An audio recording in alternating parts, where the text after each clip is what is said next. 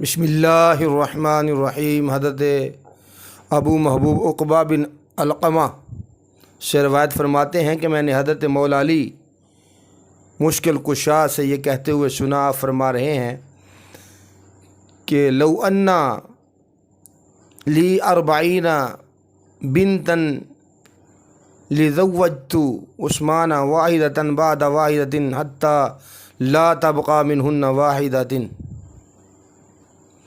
اگر میری 40 بیٹیاں بھی ہوتیں تو یکے بعد دیگرے سب میں عثمان کے نکاح میں دے دیتا، یہاں تک کہ ایک بھی باقی نہیں رہتی۔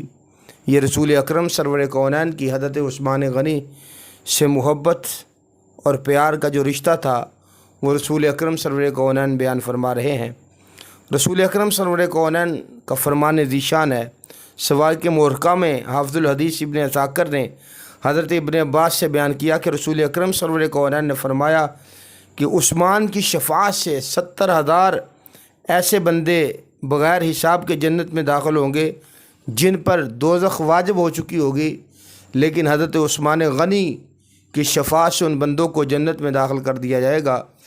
اور رسول اکرم سرور کونین صلی اللہ علیہ وسلم نے حضرت عثمان غنی کو یہ پہلے ہی بتا دیا تھا، یا عثمان انکا ستبتلی بعدی فلا تقاتلن، اے عثمان میرے بعد تم مصیبت میں مبتلا کیے جاؤ گے، پس تلوار نہ اٹھانا۔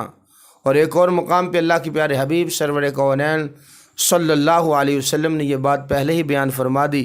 فرمایا یوم یموت عثمان یصلی علیہ ملائکۃ السماء، فرمایا جب عثمان کو موت آئے گی تو آسمان کے فرشتے عثمان غنی کی نماز جنازہ پڑھیں گے۔ گرامی قدر حضرات، اگر آپ کی شکل و شباہت کو دیکھا جائے تو رسول اکرم سرور کونین کیا فرمایا؟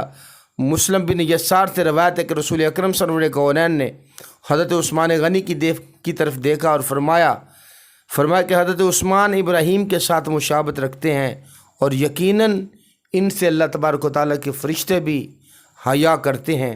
گرامی قدر حضرات، رسول اکرم سرور کونین صلی اللہ علیہ وسلم نے جن کو جنت کی خوشخبری دی ہے، جن کو رسول اکرم سرور کونین صلی اللہ علیہ وسلم نے اپنی بیٹیاں عطا فرمائی ہیں، اور حضور فرماتے ہیں عثمان آج کے بعد نیکی کر یا نہ کر تو جنتی ہے، تو جن کو سرٹیفکیٹ جنت کے اللہ کے پیارے حبیب عطا فرما رہے ہوں، اور قرآن مجید جن کو سچا کہہ رہا ہو، قرآن مجید جن کی عظمت کے گن گا رہا ہو، تو ان کی عظمت اور شان کے کیا کہنے۔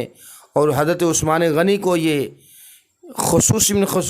خصوصیت حاصل ہے کہ آپ کو جامع القرآن کہا جاتا ہے۔ آپ کو قرآن مجید کی اس عظمت اور شان والی کتاب کو اکٹھا کرنے کا موقع ملا ہے۔ گرامی قدر حضرات، حضرت عثمان غنی 17 ذوالحج کو جمعے والے دن آپ کو شہید کر دیا گیا۔